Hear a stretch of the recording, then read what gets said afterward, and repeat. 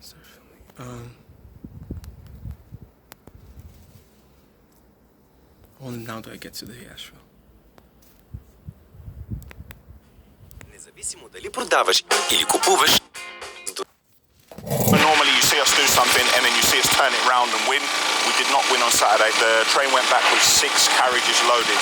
Now Lee Berra here working on the LH60 again, but I'm just trying to speak to the train operators and suppliers to see what's going to happen with those 6 carriages. First time it's ever happened, so I don't actually know what is going to happen with us. Let's take a look at the LH60. Before I get up to the LH60, let me just explain to you what we're doing here. Like you saw last week, we're trying to create a flat base. Now we only have 2 trains this week. That's Wednesday and Friday. So the 926 is up there, and all the material which is up high, we're trying to drag all of that down. Now we're bringing it down here, but when we're loading the lorries from the front over here. As soon as we get the LH60 fixed, we're going to take it and we're going to bring it down over by the diesel tank, because I heard something about one of the pins in the buckets. I'm not actually sure entirely what's wrong with it, but we need to take a look at it, and I need that machine to be 100% for when the train gets here on Wednesday. I explained to you last week, the front here, we have to it work. Hi, I'm Daniel, and this is Asheville Weekly, episode 25. This week I continue my diet and aim for 5 training sessions. We continue moving material in the rail yard and aim for 2 train sessions. And while the road sweeper's being sandblasted, we aim to swap the engine in the skip lorry and keep away the HGV Grim Reaper.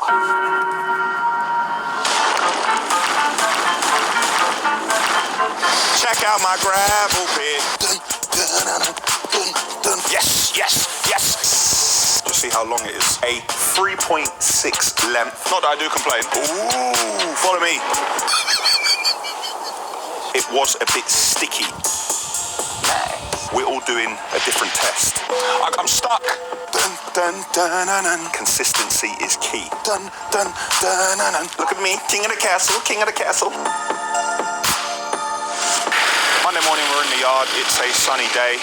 As you can see, the loading shovel is ready for the next lorry that's about to come in. Very unfortunate news on Saturday. You know, normally you see us do something and then you see us turn it round and win.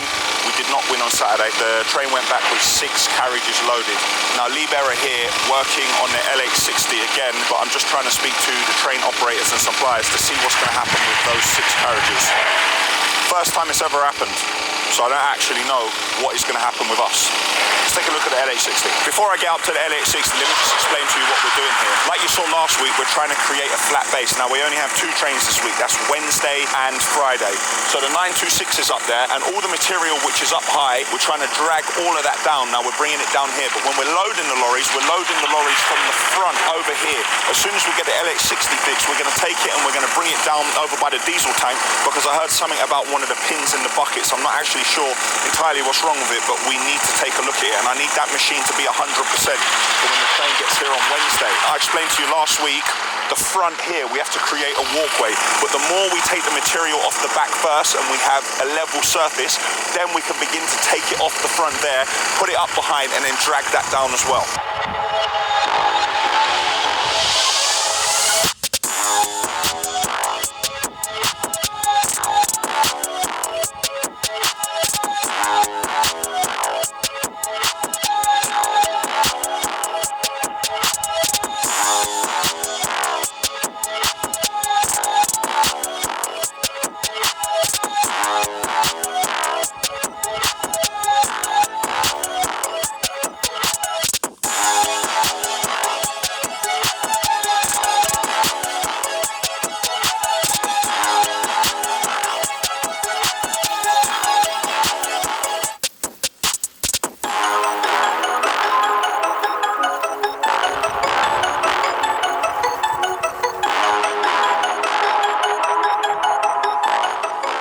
Let's have a look at the LH60. The LH60 being unwell like this, it's kind of like I own a boxing gym and I've got loads of fighters fighting, I've got loads of champions, and this is my undisputed heavyweight champion of the world, and he's gone and got man flu and he's lying on the sofa sniffling.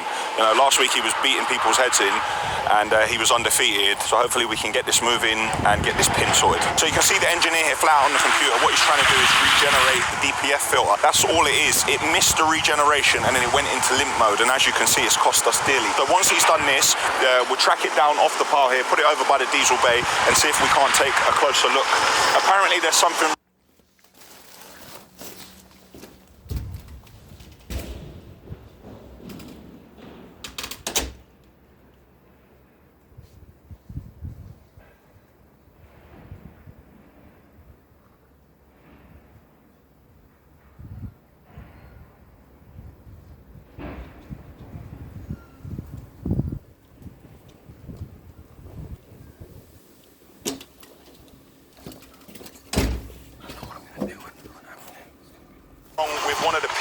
bucket. Now, I can't see it here, but Noel the Stig is going to have a look when it comes down. And while I'm up here, I can take a much closer look at what's going on with material all the back here. Blows on the machine there, carrying on. So plenty to do and plenty going on. Guys, April is Testicular Cancer Awareness Month, which is why I wanted to take a second to talk about men's health, which is important to me. Do you know that one man every hour, every day is diagnosed with testicular cancer? Health is wealth. I can't tell you how important it is to keep screening. If you've been following my journey, you've seen that I've teamed up with Manscaped in the past. Well, now Manscaped have teamed up with the Testicular Cancer Society, raising awareness for men's health. This is something which is really important to me and should be really important to all of you. Now, Manscaped provide the perfect grooming package for males. Stay with me here now, guys. What I'm trying to tell you is, if you can take the time to groom yourselves downstairs, you can take the time to check. I can't tell you how important it is to try and spot these things early on. The TCS and Manscaped are raising awareness of the most common forms of the cancer, generally found in men between 15 to 35. They offer support to the fighters, the survivors, and all families who have been impacted by testicular cancer. Manscaped.com/TCS to find out how you can check yourself properly. Once you've had a check and all is well and you wish to start the grooming, use the promo code Asheville and this will get you 20% off. Just been brought to my attention that we've got some sort of short circuit with a wheel wash. Unfortunately for Mr. Shalalambus, our Paul Dudek and Simon, our electrician, has come here right away to have a look at the electrical box there, because there's a bit of a fault finding that I can do straight away to see what's wrong with it. I've done all of that and now it's beyond my comprehension because I'm not a Sparky. But the boys are here now, and what they've done, they've disconnected the main pump because that looks like what is tripping it out, and now they're going to see how it works. Sometimes the pump tries to safeguard itself, that if the level of water is too low and there's no water going into the pump trips so it doesn't damage itself, but it's full of water everywhere and it's just not coming on. So they need to find this as quickly as possible because I need the wheels on these lorries clean. Some of the drivers, I've actually had to force them to park up and to take their break earlier than they ordinarily would because I want them to drive on the wheel wash before they go out. The other thing we can probably do is we have a manual karcher where we can go around and clean the lorries, and we may have to start cleaning some of the wheels manually to make sure everyone goes onto the road clean. Now Dudek has switched it off from here and he's going on there to give it a clean. There's some of the points where the water comes out. You could just push something in it to clean it out a bit. Yeah. Oh no, lorry's out. The car park's wrapped. What else was I going to say? I went to the toilet, I said... Yes! Hey! Hey! Hold on one second. Roll. Just roll. Just roll. Yes, yes, yes, yes. I was about to walk back to the office, but look, the wheel wash is working. Fantastic. Didn't take long, and you could tell everyone's happy. Look, the rainbow has appeared in the middle of the wheel wash. Look at that. Truth be told, I didn't want to really be washing the wheels manually, so thank goodness it's fixed already. Boys fixed that in about 7 minutes. Fantastic.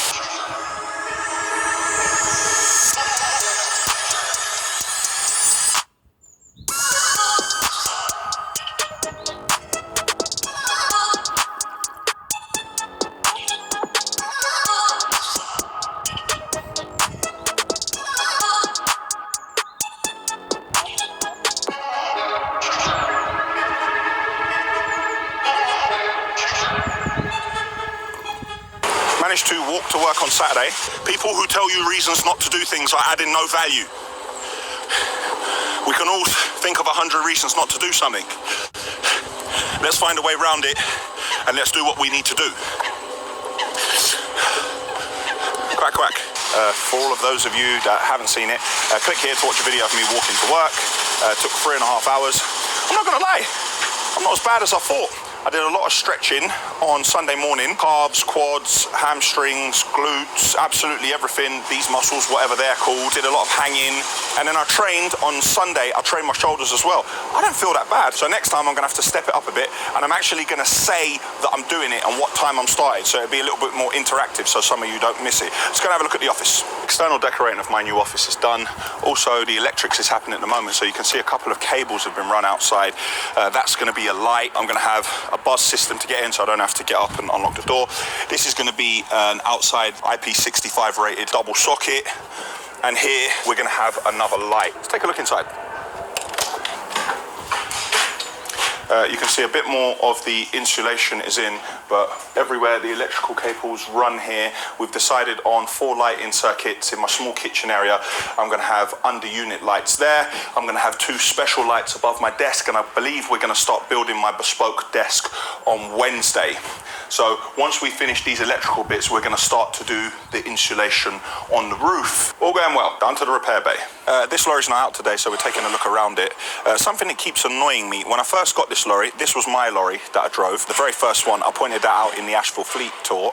Click here to watch that video. I put these spotlights on the front of it, and I put all these lights in the grille here and here. The problem is, the lights on the front, they get really hot when they're on. And then as soon as you go over a wheel wash or something, and the cold water hits it, they keep cracking. And these like are 100 pound a pop. So what I've done is I've taken these off and I've put blanking plates on either side. So I'm not going to have this trouble anymore. Also, when having a look around this lorry, this caliper here, it was a bit sticky. So we thought we'd take it off while it's in the repair bay before any damage is caused. And what we're going to do, we're going to change the brake pads on both sides as well. While it's here, we're going to change the front brake pads because we're just waiting for a new caliper to come from DAF. And then this lorry will be ready to go back out on the road. Sandblasting started on the sweeper this morning. On Wednesday morning, they're going to start spraying it. We had someone new starting transport today. Looks like a very smart lad. I had a meeting with him. We're just showing him the ropes. His family are actually in transport and run lorries themselves, but he's not working for the family business. So we wish him luck and we hope he does a good job, because then it frees up more of my time for me to do the things that I need to be doing and for me to take a bird's eye view of the business. All right, that's enough from here. Let's jump in the car and get over to Castle Shallalambos and see how we're getting on. Last week when we were here, I told you it was a monumentous occasion as I stood here and I showed you the first joist going. This is monumentous. This is the first joist going in place for the new roof. And all the joists are in place here, here, and in the other area. Furring pieces are on and the ply. Some people are going to ask what furring pieces are. If you have a look just above the structure here, you can see a piece of timber on top of the 8x2, which runs from the front to the back. Now, this is a piece of timber which has been cut at an angle. So this is a 3.6 length. The measurement at that end is 92 mil and the measurement at that end is 0. These have been used in place here to ensure that we have a slope and we do not have a flat roof which can cause water to pool. Last week I showed you this area where we had the masonry joist hangers. These will fit in here nicely and the joist will go from here to here. Well, underneath this, we've bolted an 8x2 timber just underneath to give some support. Now, this isn't on any structural plans whatsoever. This is just us ensuring that everything is belt and braces. To keep the elements out, we've built this temporary structure out of 4x2 timber and some plastic sheeting. However, we still have full access. Open here and open here. And now I'm going to go onto the scaffold and show you the roof from the other side. From this angle, you can see the parapet wall going in. We have a number of options on this roof, what we're going to do above this ply. We're either going to go for a single ply membrane system or we're going to go for a resin. But either way, there's going to be 120 mil insulation here and the gutter is going to run here within. So we're going to have 120 mil insulation and then there's going to be a cutout for the guttering right here. And then the furring pieces that you saw downstairs, we're going to have those up here again and the rainwater is going to go that way and that's going to be divided in the middle. I heard we had a delivery of all the underfloor heating pipes. We have one row here with 700 meters of underfloor heating pipe. So if you remember a few weeks back, I showed you some joins within this area. This area here, we found underfloor heating pipe with connections in it like this. We won't have any of that. Plus, we've also had the manifold. Here we are. This has 14 loops, not zones, loops. Over this side of the room in front of the window, the ventilation pipe work is already going in. Now, because this is a large area, we have two 75 mil pipes attached to this because there's a large area to spread the fresh air. And then the extracts will be over that side of them and there'll be two of them. So the fresh air will come in here and then the old air will be extracted there. Here we are on the other side of that wall. And you can see where it comes in. It's all running back to the central location, which is on the other side of that wall. And in this wall, you can also see two pipes going over to this area. So it's the same thing in here. Also, we have this temporary structure as well, keeping the elements out. Let's follow this pipe work. Stay with me, don't get lost. You can see on this unit where everything's connecting, another room is also coming out of there and then going along here. These ventilation units are going to sit within the ceiling void here. It will be like they didn't even know they were there. So we've had a delivery of a pallet of plasterboard. Now, while you might say, oh, this is just a pallet of plasterboard, this is going all the way up to the top floor. You might think that it's really easy, but this will show you how important manpower is on a site. Let's follow the journey of a piece of plasterboard trying to get to the top floor. I want people to understand, yeah? They think that this is easy, just deliver the plasterboard, yeah? It doesn't work like that, yeah? You don't realize. Are you watching them? Yeah? Thanks, guys. Just see how long it is. something as simple as bringing a load of plasterboard in, and we're only on the first floor. Imagine when it was going up to the second floor. It proves the importance of skilled labour and also manual labour. So don't be afraid to get onto a building site because you don't know any trades. You can get on being a labourer, learn a trade, and then advance. On the first floor here, in this bathroom, we have a wet room. So we've managed to remove the screed, and in this bathroom, I might say we're quite lucky. Because of the direction the block and beam is running in, the drainage, waste for the shower, we can get it in here. However, in one of the other rooms, we're not so lucky. So we're gonna have to change for a wet room floor for a shower tray. Having a look over here, this is the system that's gonna be used in the wet room floor. And this is the grill for the waste. So this will sit, well, clearly it won't sit there. So this will sit here, and the wastewater will go in here and be taken away for a gap in the block and beam. Here, we've boxed in the toilet cistern and frame, and we've already built the niche out of play. Remember last week you saw us fitting this in place. Well, now the wall has been completely closed again, and on the other side of this has been boxed in.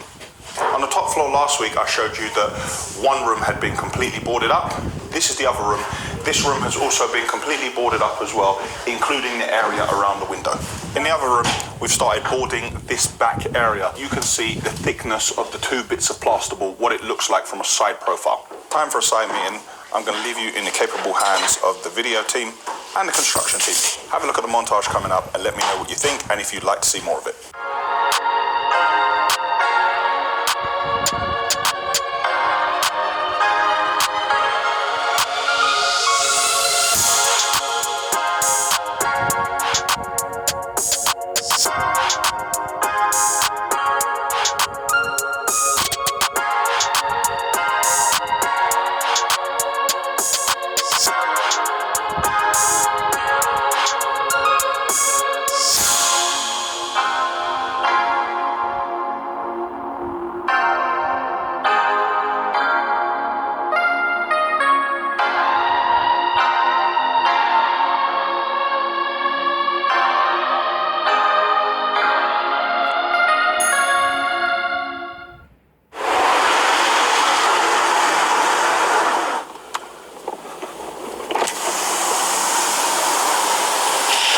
Tuesday morning, I'm in the yard, just come off the wheel wash.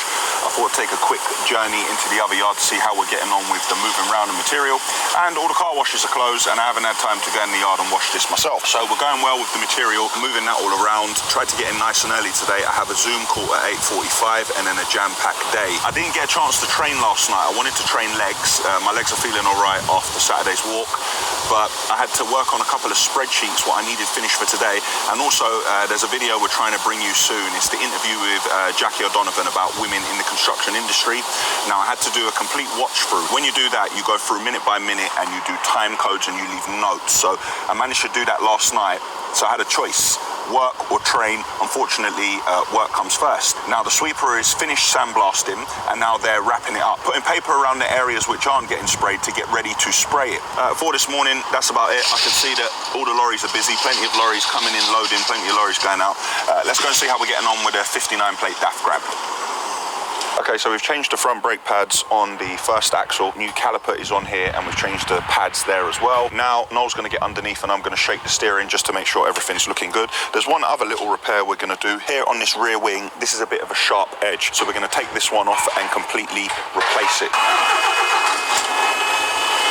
Ready?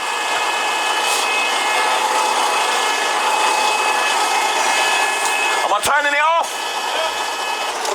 Now I'm going to leave off the handbrake, put the foot on the foot brake, Noel's underneath, and he's going to check again. When he pops out from under there, he's going to let me know if we need any track rod ends or drag links or anything like that.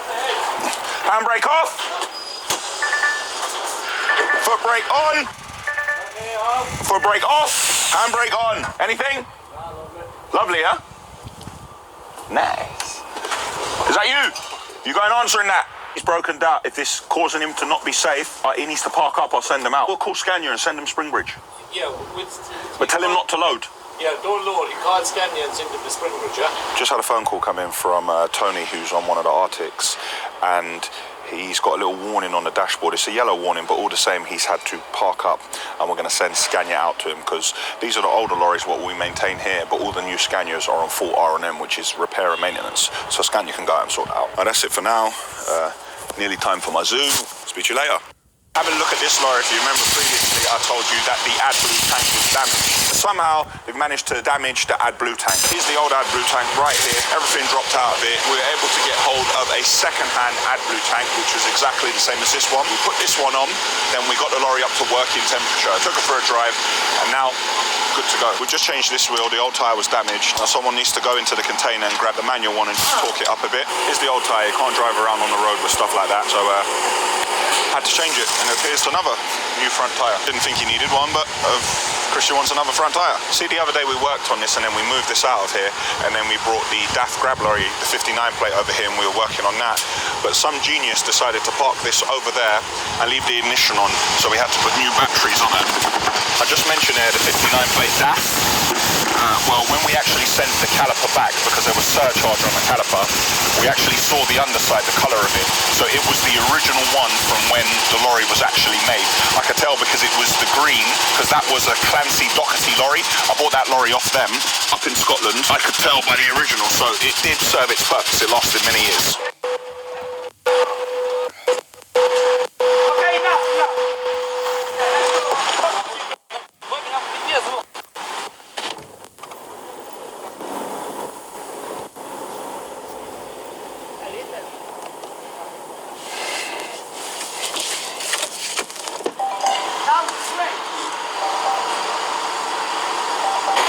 Huh? Don't move. I got space. I'm stuck. That man's going to destroy that. I have to stay calm. Slowly. In the yard, going with that lorry beeping, another lorry beeping, and two people shouting. I'm doing my best to stay calm, seeing as in a 3-acre yard, one of the drivers just reversed into the front of my car.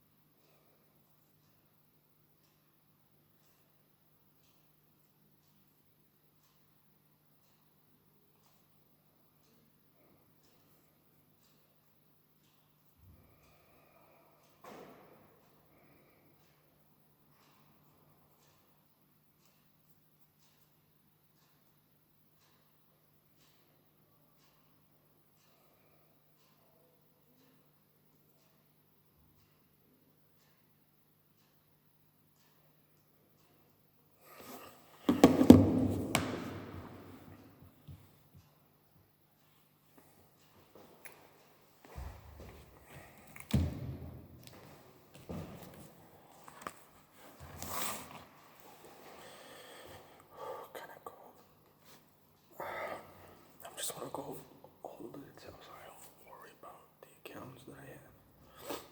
And I can't even, walk out of some of them. That's the goal.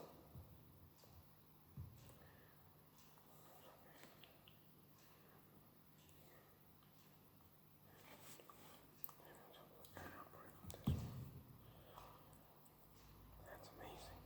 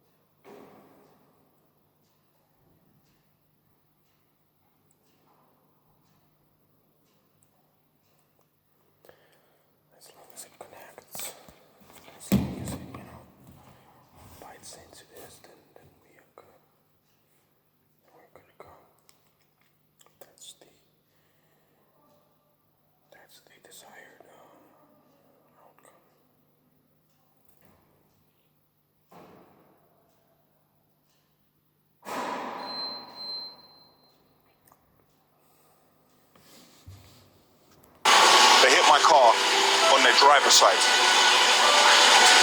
Of all the cars, my car, they had to crash into. But what's fair? Does it matter that it's my car? It could have been any car. How am I going to look at that? Am I going to go off the head and go mad and start screaming? It's a mistake. Has it happened before? There's so many factors to consider. So at the same time, you have to be professional. So it's not as straightforward as, oh, you touch my car, you're fired. What kind of person would that make me if that person has commitments and stuff? Is the person sorry? Has it happened? It's just a lot to consider, but that'll do for today.